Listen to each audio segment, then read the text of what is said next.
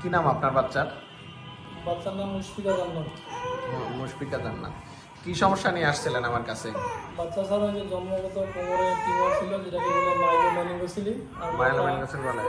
দেখি ওই জায়গাটা, কাটা জায়গাটা।